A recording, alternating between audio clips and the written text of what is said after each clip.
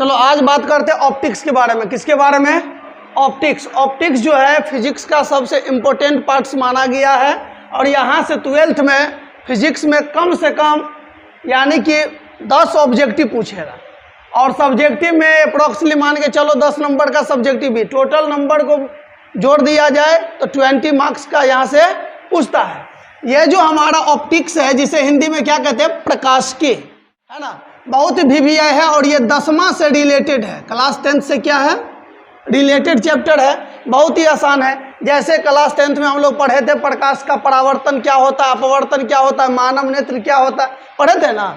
ठीक उसी पर ये आधारित है। इसी में थोड़ा एडवांस पढ़ना है।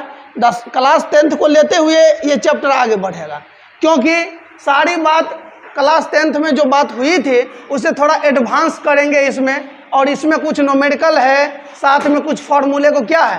प्रूफ भी करना है। जो क्लास 10th में फार्मूला प्रूफ हुआ था, जैसे कि F बराबर R/2, है ना, दर्पण सूत्र को सिद्ध किए थे, लेंस सूत्र को सिद्ध किए थे, ठीक उसी प्रकार से यहाँ भी सिद्ध होगा, ऑप्टिक्स में भी होगा। इसमें कुछ एक्स्ट्रा फार्मूला भी सिद्ध होगा जो लेंस से संबंधित होगा, है ना। तो वो सारी बात इसमें क्लियर होगा। तो बात करते हैं ऑप्टिक्स के बारे में। ऑप्टिक्स क्या होता है? What is optics? ऑप्टिक्स को हिंदी में क्या कहते हैं? प्रकाशिकी कहते हैं। ऑप्टिक्स को हिंदी में क्या कहा जाता है? प्रकाशिकी कहते हैं। ऑप्टिक्स यानी कि प्रकाशिकी जो है प्रकाश के अध्ययन को कहा जाता है। प्रकाशिकी किसे कहते हैं? प्रकाश के अध्ययन को प्रकाशिकी कहा जाता है। Study of light is called the optics. बात समझे? Study of light is called the क्या? ऑप्टिक्स होता है। अर्थात हम जब प्रकाश के बारे में अध्ययन करेंगे, किसके बारे में अध्ययन करेंगे? प्रकाश के बारे में एवं प्रकाश से संबंधित सारी घटनाओं का जब अध्ययन करेंगे तो वो सारा चीज क्या कहलाएगा? हमारा ऑप्टिक्स। ऑप्टिक्स को एक ब्रांच बना दिया गया है फिजिक्स के अंदर में। जितने भी प्रकाश से रिलेटेड जितने भी सारी बातें होंगी वो ऑप्टिक्स में ही किया जाएगा, अदरवाइज किसी अदर ब्रांच में नहीं किया जाएगा। जैसे पीछे हम लोग पढ़े थे, विद्युत के बारे में पढ़े थे, चुंबकीय क्षेत्र के बारे में पढ़ाई किए थे ना। वो सारा चीज क्या था? क्लास 10th में भी था। चुंबक था, चुंबकीय क्षेत्र था, विद्युत था, विद्युतीय क्षेत्र था कि नहीं। तो वो सारा चीज एक अलग तरफ से बनाया गया है, उसका अलग इलेक्ट्रिसिटी एक ब्रांच हो गया फिजिक्स का। ठीक उसी प्रकार ये जो है हमारा ऑप्टिक्स, ये भी क्या है? एक ब्रांच है। किसका? फिजिक्स का। तो ऑप्टिक्स ब्रांच हुआ, उसमें जो हमारा लाइट आएगा ये हमारा क्या हो जाएगा? टॉपिक हो जाएगा। रिफ्लेक्शन ऑफ लाइट, प्रकाश का परावर्तन क्या हो जाएगा? टॉपिक हो जाएगा। रिफ्लेक्शन बोल दिए, रिफ्रैक्शन, अपवर्तन जिसे बोलते हैं, पोलराइजेशन इसमें पढ़ेंगे, है ना। यानी कि बहुत सारे घटनाओं को इसमें स्टडी किया जाएगा। जैसे ह्यूमन आई, मानव नेत्र जो है, सारी चीज को इसके अंदर में पढ़ना है। तो कोई पूछेगा हमको ऑप्टिक्स क्या है? क्या पूछेगा? ऑप्टिक्स क्या है? तो बताना है प्रकाश के अध्ययन को। प्रकाश के अध्ययन को क्या कहते हैं? ऑप्टिक्स कहा जाता है। ऑप्टिक्स को स्टडी जब किया गया तो उसको 2 भागों में बांटा गया। कितने भागों में? 2 भागों में। पहला का नाम है रे ऑप्टिक्स। पहला का क्या नाम है? रे ऑप्टिक्स, पहला का क्या नाम? और दूसरा का नाम है वेव ऑप्टिक्स। पहला का क्या नाम था? Ray optics. दूसरा का नाम वेव ऑप्टिक्स है ना। याद रखिएगा, पहला का क्या नाम है? Ray optics. दूसरा का क्या नाम है? वेव ऑप्टिक्स है। यानी कि ऑप्टिक्स को कितने भागों में बांटा गया? 2। पहला क्या? Ray optics. दूसरा क्या? Wave optics. याद हो गया? देखिए, रे का मतलब होता है हिंदी में किरण। क्या होता है? किरण। इसीलिए इसका हिंदी बनेगा किरण, और ऑप्टिक्स का हिंदी क्या होता है? प्रकाश के। किरण प्रकाश के। वेव का हिंदी क्या होता है? तरंग। वेव मतलब तरंग और ऑप्टिक्स मतलब प्रकाश के। तरंग प्रकाश के। हिंदी क्लियर है क्या? रे ऑप्टिक्स का मतलब किरण प्रकाश के, और वेव ऑप्टिक्स मतलब तरंग प्रकाश के। तो ऑप्टिक्स क्या है? प्रकाश के अध्ययन को क्या कहा जाता है? ऑप्टिक्स कहा जाता है। ऑप्टिक्स के कितने प्रकार होते हैं? 2। पहला का क्या नाम? दूसरा का क्या नाम? Wave optics. जिसमें यानी प्रकाश जो होता है, लाइट जो होता है, यदि उसके सारी घटनाओं को किरण आरेख के द्वारा, किसके द्वारा? किरण आरेख के द्वारा जब हम दर्शाएंगे तो वो हमारा रे ऑप्टिक्स में आ जाएगा। बात समझे। प्रकाश की घटनाओं को जब किरण आरेख के द्वारा सूचित किया जाता है तो रे ऑप्टिक्स के अंतर्गत आ जाएगा।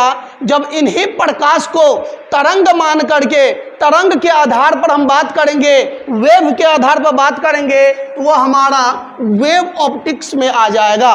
तो बात समझिए, जब प्रकाशिकी को अर्थात ऑप्टिक्स को किरण के रूप में स्टडी किया जाता है तो रे ऑप्टिक्स कहलाता है।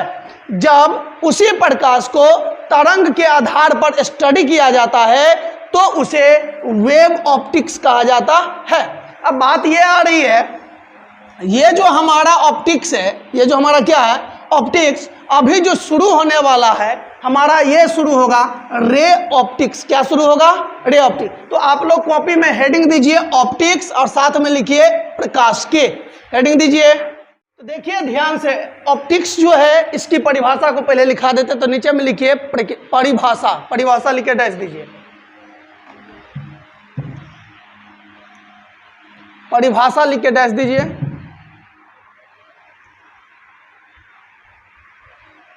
लिखिए, भौतिकी की वह शाखा, भौतिकी की वह शाखा, भौतिकी की वह शाखा जिसके अंतर्गत, जिसके अंतर्गत, जिसके अंतर्गत प्रकाश एवं प्रकाश से संबंधित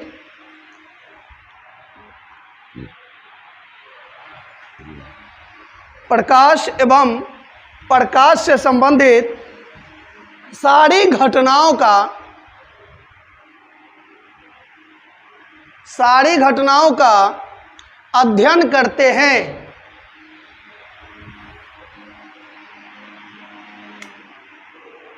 अध्ययन करते हैं, कौमा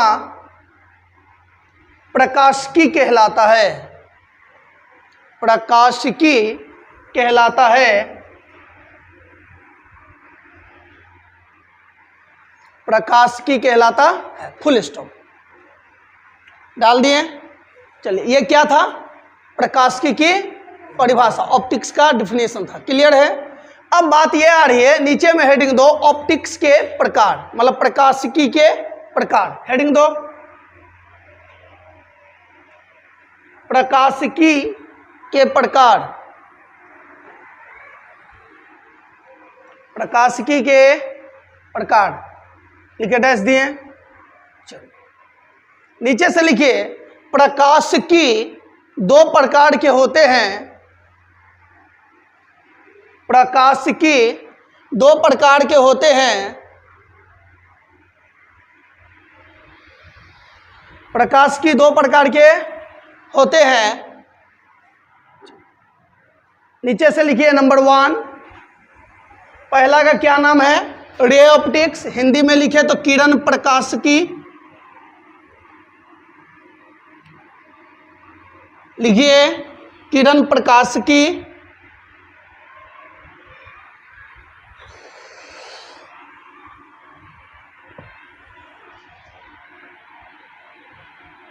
हो गया। नंबर 2 वेब ऑप्टिक्स, इसको हिंदी में कहते हैं तरंग प्रकाशिकी। वेब ऑप्टिक्स तरंग प्रकाशिकी, तरंग प्रकाशिकी दिए हैं। चलिए बहुत अच्छे। अब देखिए हमने ये सीखा ऑप्टिक्स क्या होता है, ऑप्टिक्स के कितने प्रकार होते हैं। तो 2 प्रकार होते हैं, ray optics and wave optics. अब नंबर पहला हेडिंग दीजिए रे ऑप्टिक्स, है ना। रे ऑप्टिक्स क्या है कोई पूछेगा, हेडिंग दीजिए रे ऑप्टिक्स।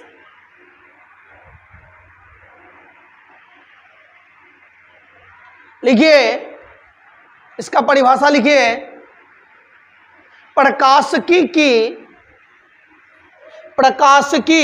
की वह शाखा, प्रकाशिकी की वह शाखा जिसके अंतर्गत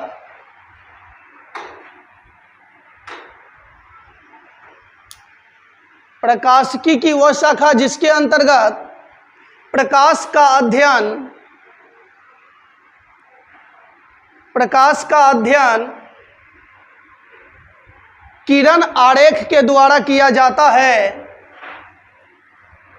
प्रकाश का अध्ययन किरण आरेख के द्वारा किया जाता है। प्रकाश का अध्ययन किरण आरेख के द्वारा किया जाता है, कौमा किरण प्रकाशिकी कहलाता है। किरण प्रकाशिकी कहलाता है।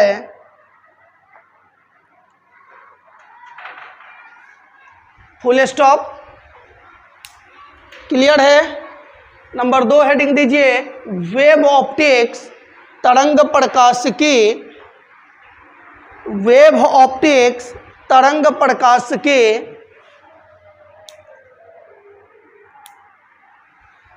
तरंग प्रकाशिकी।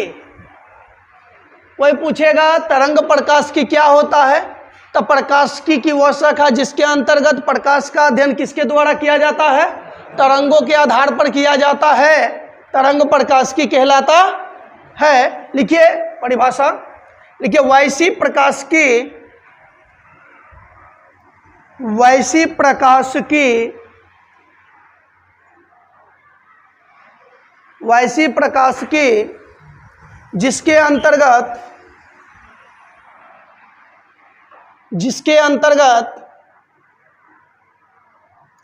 प्रकाश का अध्ययन, जिसके अंतर्गत प्रकाश का अध्ययन,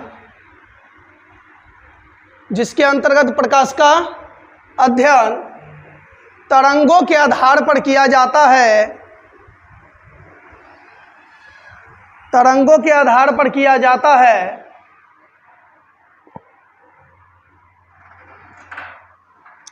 तरंगों के आधार पर किया जाता है, कोमा तरंग प्रकाशिकी कहलाता है। तरंग प्रकाशिकी कहलाता है।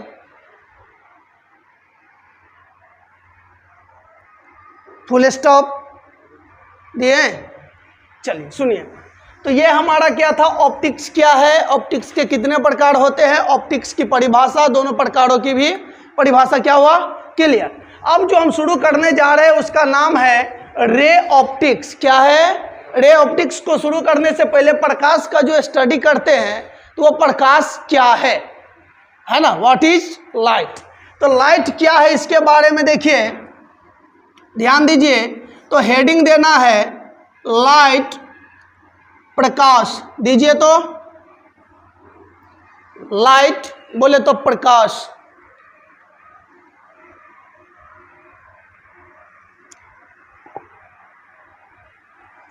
लाइट बोले तो प्रकाश दिए हैं। अब सुनिए, अब सुनना है, ध्यान दीजिए। ये जो हमारा लाइट है, प्रकाश जो है वो एक प्रकार का एनर्जी है। एक प्रकार का क्या है, एनर्जी बोले तो ऊर्जा है। तो प्रकाश एक प्रकार की ऊर्जा है जो हमें किसी वस्तु को देखने में क्या होती है, सहायता प्रदान करती है। लेकिन अब सोचिए, हमको देखने में सहायता प्रदान करती है और जिस व्यक्ति को आंख नहीं होता है तो उसके सामने प्रकाश भी रहेगा, यानी कि प्रकाश आता भी रहेगा तो उसको वो देख पाएगा, नहीं देख पाएगा, है ना। तो अंधा के लिए जो है ना ये लाइट की कोई आवश्यकता नहीं होती है। तो कहने का मतलब ये जो लाइट की जो परिभाषा बनाया गया है, प्रकाश एक प्रकार की ऊर्जा है जो किसी वस्तु को देखने में हमें सहायता प्रदान करती है। तो ये उन व्यक्तियों के लिए है जो जिसके पास क्या हो, आँख हो। आँख का मतलब यानी कि नेत्र सही सलामत हो, ये नहीं कि नेत्र में किसी प्रकार का दोष हो या नेत्रहीन हो, इस तरह के लिए ये परिभाषा नहीं है।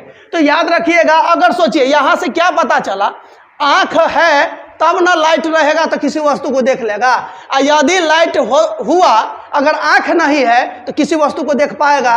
अर्थात लाइट नहीं रहने पर आँख होते हुए भी हम देख नहीं पाते हैं। अगर लाइट है आँख नहीं है तब पर भी हम किसी वस्तु को देख नहीं पाएंगे। इससे यह पता चला लाइट और आँख एक दूसरे के कॉम्प्लीमेंट्री है, पूरक है। बात समझ में आई? क्या समझे? लाइट और जो आँख होता है वो एक दूसरे के क्या है? पूरक है। क्यों? लाइट रहेगा, आँख नहीं है तब पर भी दिखाई नहीं देगा। बात समझे? आँख नहीं है, लाइट रहेगा तब पर भी दिखाई नहीं देगा। बात समझे? तो कहने का मतलब दोनों में से अगर कोई एक गायब हुआ तो दिखना बंद हो जाएगा। तो लाइट और आँख एक दूसरे के क्या है? पूरक है। तो ये परिभाषा से भी पता चल रहा है क्या? प्रकाश एक प्रकार की ऊर्जा है जो हमें किसी वस्तु को देखने में क्या प्रदान करती है? सहायता प्रदान करती है। दूसरा पॉइंट क्या सीखे? लाइट और आँख एक दूसरे के क्या है? पूरक है। लाइट और आँख एक दूसरे के क्या है? पूरक है भाई। तीसरा बात ये आ रहा है, सोचिए, यहाँ पर ध्यान दीजिए, मैंने एक मोमबत्ती को लिया, ठीक है, किसको लिया? इसमें से क्या निकल रहा है? लाइट निकल रहा है, बोलिए ना। इस लाइट को हम जब देख रहे हैं, यहाँ पर कोई व्यक्ति है, उसका ये आँख है, ये लीजिए, ठीक है। अब ध्यान दीजिए, इस प्रकाश को देखने के लिए हम इनके बीच में 4 गो या 3 ही क्या किए? एक बॉक्स को रख दिए, उसमें समान छेद कर दिया। तो ये आँख इसको देख पाएगा कि नहीं देख पाएगा? देख पा रहा है कि नहीं देख पा रहा है? देख पा रहा है। लेकिन अब समझिए, इसी बॉक्स में हॉल को यहाँ न करके हम यहाँ पर कर देंगे तो अब बताइए देख पाएगा? क्यों नहीं देख पाएगा?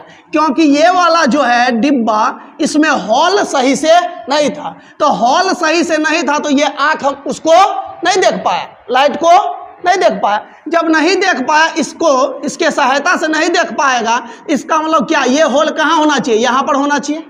यहाँ रहेगा तो दिख रहा है, नहीं तो नहीं दिख रहा है।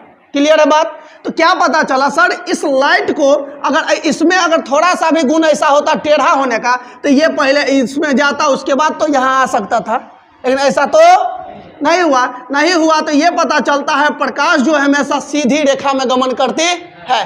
प्रकाश जो है स्ट्रेट लाइन में हमेशा क्या होता है? चलती है, गमन करती है। समझे कि नहीं? तो तीसरा पॉइंट क्या पता चला?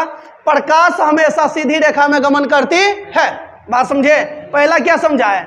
प्रकाश एक प्रकार की ऊर्जा है जो किसी वस्तु को देखने में हमें क्या करती है? सहायता प्रदान करती है। पॉइंट नंबर 2, प्रकाश और आंख एक दूसरे के क्या है? पूरक है। पॉइंट नंबर 3, प्रकाश सरल रेखा में चलती है या सरल रेखा में गमन करती है। पॉइंट नंबर 4, प्रकाश का तरंगदैर्घ्य लगभग 4000 एंगस्ट्रम से लेकर के 8000 एंगस्ट्रम होती है। किसके बारे में था? पॉइंट नंबर 4 है ना, लाइट के बारे में। लाइट का तरंगदैर्घ्य वेवलेंथ जो होती है अप्रोक्सीमेटली मतलब लगभग 4000 एंगस्ट्रम से लेकर के 8000 एंगस्ट्रम होता है।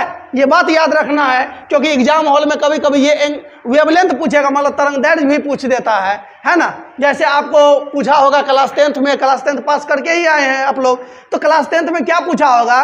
किस रंग का है ना, किस रंग का तरंगदैर्घ्य सबसे अधिक होता है? तो हम लोग किसका मारे थे? लाल का। किसका मारे थे? तब ना दूर से ही दिखाई देने लगता है और इसे खतरों का चिन्ह भी कहा गया है। तो इस तरह का जो क्वेश्चन है इसी से पूछा जाता है। बात क्लियर है? तो पॉइंट नंबर 1 क्या पढ़ाए थे? लाइट एक प्रकार की एनर्जी है जो किसी वस्तु को देखने में सहायता प्रदान करती है। पॉइंट नंबर 2 क्या पढ़ाया?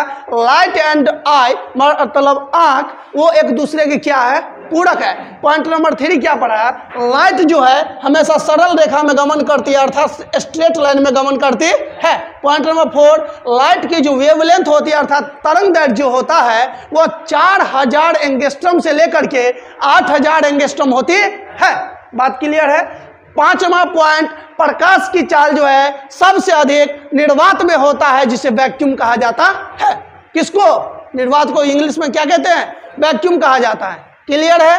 उसके बाद कोई पूछेगा सबसे अधिक ना निर्वात में है, निर्वात में सबसे अधिक कितनी चाल से चलती है? तो 3 गुना 10⁸ मीटर प्रति सेकेंड होता है। प्रकाश की चाल निर्वात में सबसे अधिक तो होती है, लेकिन कितनी होती है? 3 गुना 10⁸ मीटर प्रति सेकेंड होता है। इसी बात को हम ऐसे भी बोल सकते हैं 3 लाख किलोमीटर प्रति सेकेंड। क्या बोल सकते हैं? 3 लाख किलोमीटर प्रति सेकेंड भी बोल सकते हैं। बात समझ में आई? तो ये सारे पॉइंट किसके बारे में था? लाइट के बारे में। तो जैसे जैसे पॉइंट बाय पॉइंट बोले उसको पॉइंट बाय पॉइंट नोट भी कीजिए। लाइट हेडिंग दीजिए, उसके अंदर में नंबर 1 लिखिए। नंबर पहला, प्रकाश एक प्रकार की ऊर्जा है।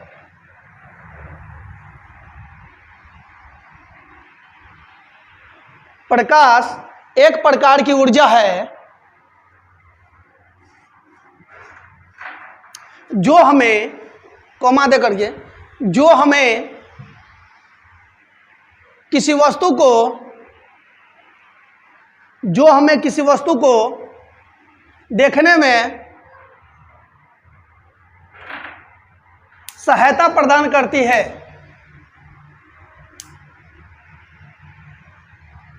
जो हमें किसी वस्तु को देखने में सहायता प्रदान करती है। Full stop. नंबर 2 लिखिए, आंख और प्रकाश दोनों एक दूसरे के पूरक हैं। आंख और प्रकाश दोनों एक दूसरे के पूरक हैं। नंबर 3,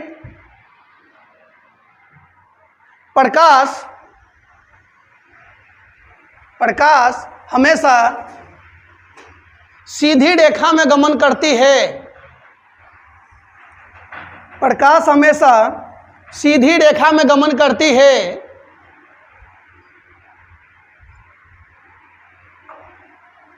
सीधी रेखा में गमन करती है। पॉइंट नंबर 4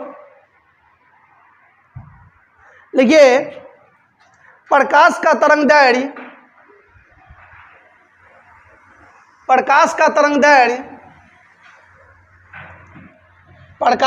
दैर्घ्य यहां पर ध्यान दीजिए, लगभग 4000 एंगस्ट्रम से 8000 एंगस्ट्रम तक होता है। लगभग 4000 एंगस्ट्रम से 8000 एंगस्ट्रम तक होता है।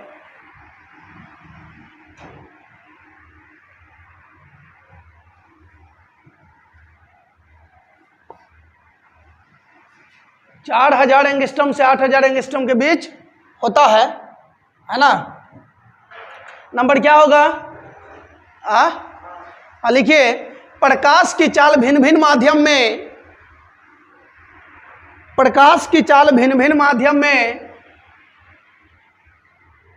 भिन्न भिन्न होती है। प्रकाश की चाल भिन्न भिन्न माध्यम में भिन्न भिन्न होती है। प्रकाश की चाल भिन्न भिन्न माध्यम में भिन्न भिन्न होती है। भिन्न भिन्न माध्यम में भिन्न भिन्न होती है। Full stop. नंबर आगा लिखिए, प्रकाश की चाल सबसे अधिक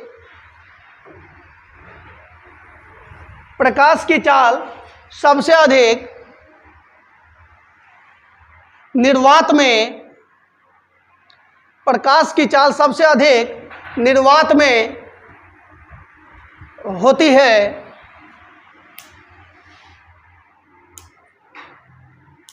निर्वात में होती है। Full stop. नंबर नेक्स्ट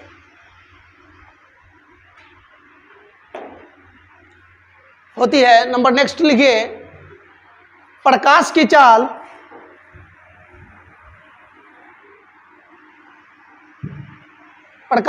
निर्वात में,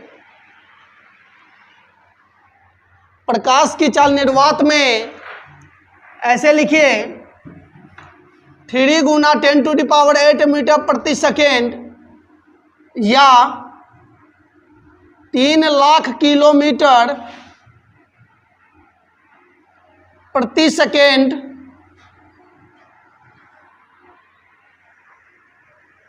प्रकाश की चाल निर्वात में 3 गुना 10⁸ मीटर प्रति सेकेंड या 3 लाख किलोमीटर प्रति सेकेंड होती है।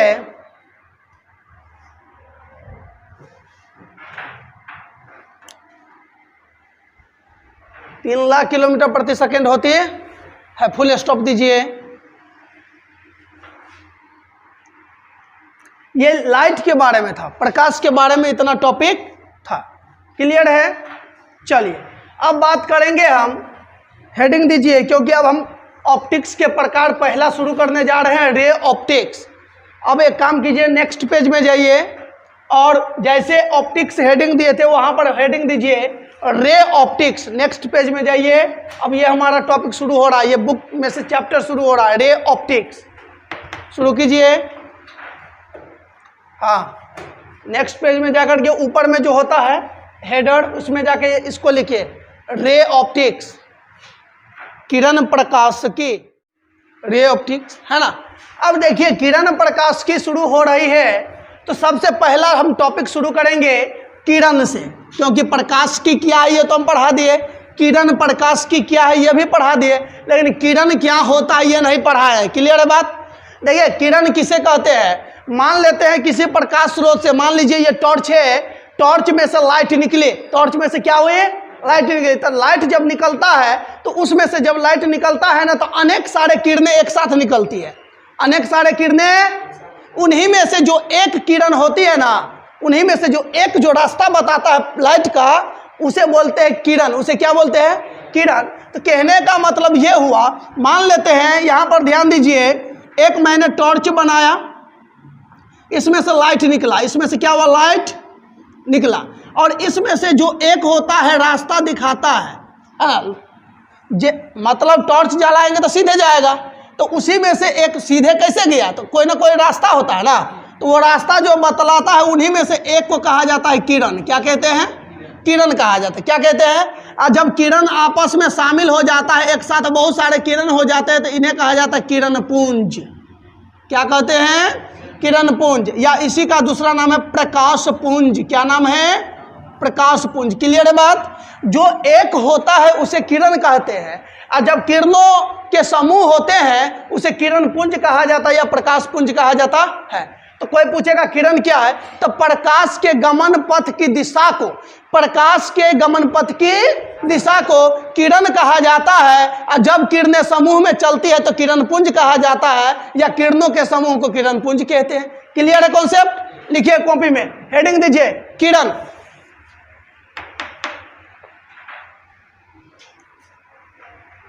किरण दिए हैं, चलिए लिखिए, डैश दे करके लिखिए, प्रकाश के गमन पथ की दिशा को, प्रकाश के गमन पथ की दिशा को, प्रकाश के गमन पथ की दिशा को, गमन पथ की दिशा को किरण कहा जाता है, किरण कहा जाता है। Full stop. किरण कहा जाता, फुल स्टॉप दिए। चलिए नीचे से लिखिए किरण पुंज, लिख के डैश दीजिए।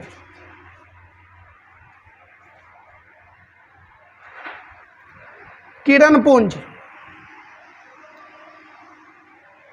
किरण पुंज लिख के डैश दीजिए।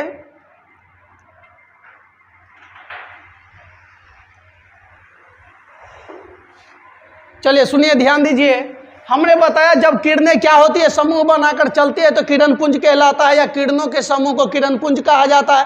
किरण पुंज का दूसरा नाम क्या है? प्रकाश पुंज, है ना। लिखिए, किरणों के समूह को किरण पुंज कहा जाता है,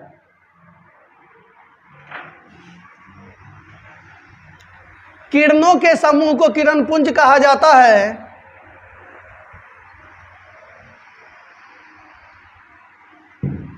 किरणों के समूह को किरण पुंज कहा जाता है।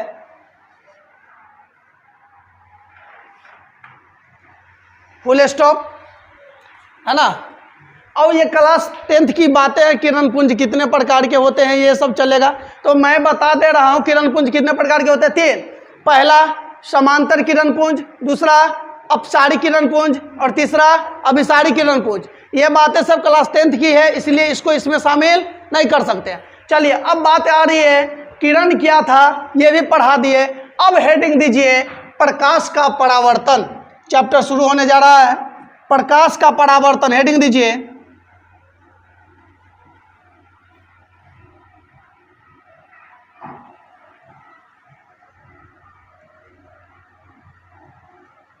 Reflection of light.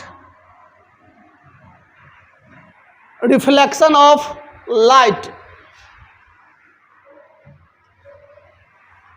Reflection of light, प्रकाश का परावर्तन।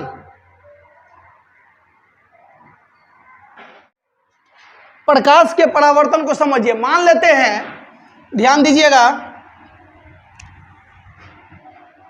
मान लीजिए कोई टॉर्च से प्रकाश निकल रही है।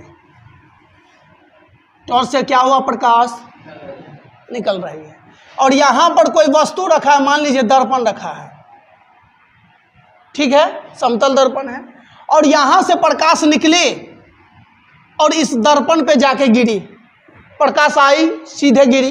कहाँ गिरी, दर्पण पे जाके गिरी। और ये जब दर्पण पर गई तो फिर देखिए टकराई और उसी के माध्यम में आ गई। ये क्या था, माध्यम 1 और ये माध्यम 2। क्या बताइए, माध्यम 2 में गया नहीं गया, टकरा के किसी में आ गया, माध्यम 1 में ही आ गया।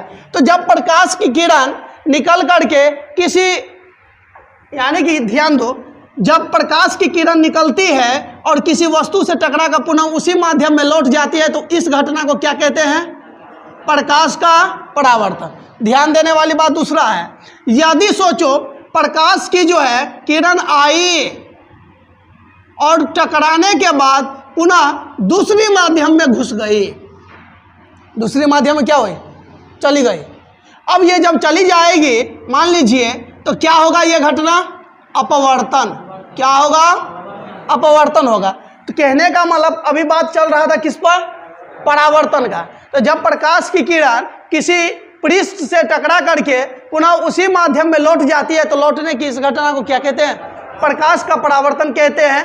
अगर कोई आदमी पूछेगा प्रकाश का अपवर्तन क्या होता है, तो सीधा सीधी आंसर देना है, प्रकाश की किरण एक माध्यम से निकलकर किसी दूसरे माध्यम में प्रवेश कर जाती है, तो वह अपने पथ से, मतलब अपने रास्ता से क्या होती है, मुड़ जाती है या विचलित हो जाती है। और विचलित होने की इस घटना को प्रकाश का क्या कहते हैं, अपवर्तन कहते हैं। ये याद रखना है। तो अभी बात क्या हो रही थी, परावर्तन की। परावर्तन किसे कहते हैं, जब किसी माध्यम से प्रकाश की किरण आती है और किसी पृष्ठ से टकरा कर किसी पृष्ठ से पुनः उसी माध्यम में क्या होती है, लौट जाती है। तो लौटने की इस घटना को लिखिए कॉपी में।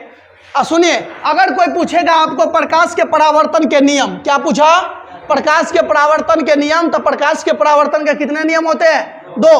कितने, 2 नियम होते हैं। पहला, ध्यान दीजिए, मान लीजिए यहां पर एक दर्पण लिया, कौन सा दर्पण, समतल दर्पण ले लिया भाई।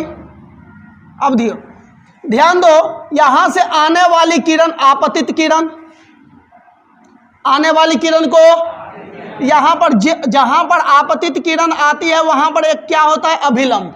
क्या होता है, वहां से क्या होती है, आपतित किरण परावर्तित होकर के परावर्तित किरण बन जाती है।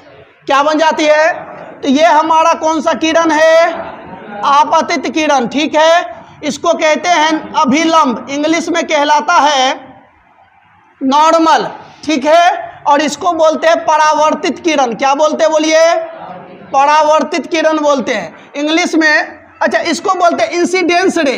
क्या बोलते हैं, इंसिडेंस रे, है ना। इसको बोलते हैं रिफ्लेक्टिव रे या रिफ्लेक्टेड रे, है ना। याद रखिएगा, आपतित किरण को क्या कहते हैं, इंसिडेंस रे, है ना। और इसको परावर्तित किरण को रिफ्लेक्टेड रे कहा जाता है। और अभिलंब को इंग्लिश में क्या कहते हैं, नॉर्मल कहते हैं। ये तीनों जो है ना किसी एक ही तल में होना चाहिए, एक ही प्लेन में होना चाहिए, है ना। कहाँ होना चाहिए, एक ही प्लेन में होना चाहिए। अगर ऐसा हुआ तो ये प्रकाश का परावर्तन का नियम होगा, अगर नहीं है तो प्रकाश का परावर्तन का नियम नहीं होगा। एक्चुअली में ये जो नियम है प्रकाश के परावर्तन को सत्यापन करता है। अगर कोई किरण आती है, टकराने के बाद उस दिशा में जाती है, तो इसका मतलब इन दोनों के बीच में एक अभिलंब जरूर होगा। क्या होगा? अभिलंब होगा। और ये तीनों रेखाएं कहाँ होनी चाहिए? एक ही प्लेन में होना चाहिए, एक ही तल में होना चाहिए। अगर ऐसा है तो ये प्रकाश का कौन सा नियम था? पहला। दूसरा कहता है आपतन कोण, ये वाला, जिसे किस चीज से लिखा जाता है? आई से। और ये कोण को बोलते हैं परावर्तन कोण, इसे किस चीज से लिखते हैं? ये दोनों कोण बराबर होता है। अगर ये 45 डिग्री का होगा तो ये भी कितना होगा? ये 60, तो ये भी कितना? ये 90, तो ये कितना होना चाहिए? तो याद रखिएगा, आपतित किरण, परावर्तित किरण और आपतन बिंदु पर खींचा गया अभिलंब तीनों एक ही तल में होते हैं। पॉइंट नंबर 2, क्या आपतन कोण और परावर्तन कोण क्या होते हैं? बराबर होते हैं। तो ये प्रकाश के परावर्तन के क्या थे? नियम। और नियम सबसे ज्यादा पूछे जाने वाला क्वेश्चन है, याद रखिएगा। लिखिए,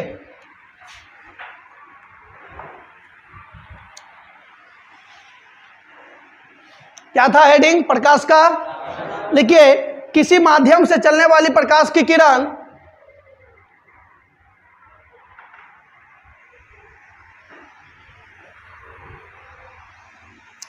किसी माध्यम से चलने वाली प्रकाश की किरण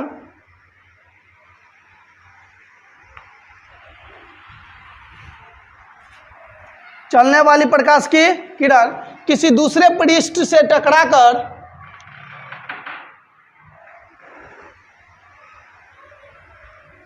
किसी दूसरे पृष्ठ से टकराकर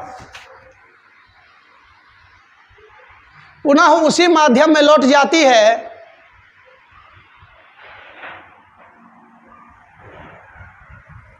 पुनः उसी माध्यम में लौट जाती है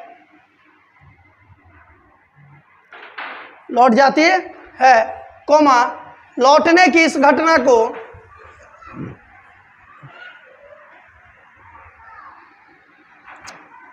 लौटने की इस घटना को प्रकाश का परावर्तन कहा जाता है।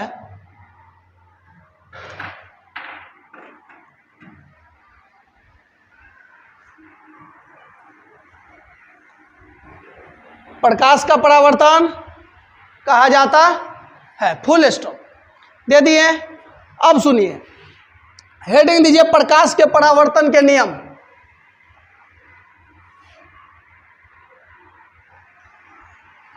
प्रकाश के परावर्तन के नियम।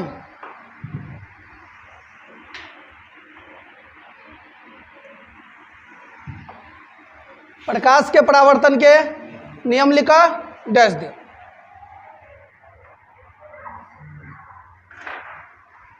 है ना? ध्यान दीजिए, प्रकाश के परावर्तन के कितने नियम थे? नीचे से लिखिए, प्रकाश के परावर्तन के 2 नियम होते हैं। प्रकाश के परावर्तन के 2 नियम होते हैं।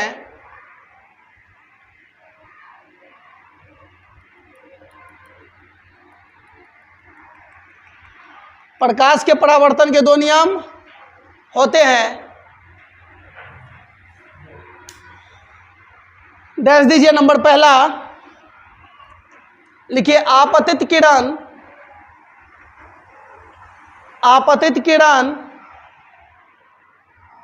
कोमा परावर्तित किरण, आपतित किरण कोमा परावर्तित किरण और आपतन बिंदु पर खींचा गया अभिलंब और आपतन बिंदु पर खींचा गया अभिलंब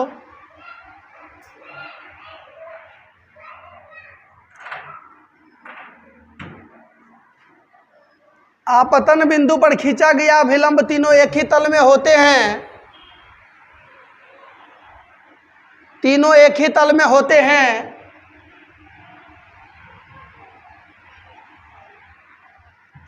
तीनों एक ही तल में होते हैं।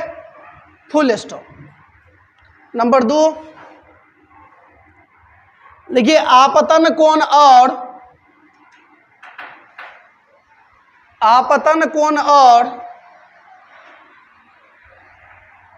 परावर्तन कोण आपतन कोण और परावर्तन कोण दोनों बराबर होते हैं, दोनों बराबर होते हैं। नीचे से लिखिए अर्थात कोण आई इक्वल टू कोण आर, कोण आई इक्वल टू कोण आर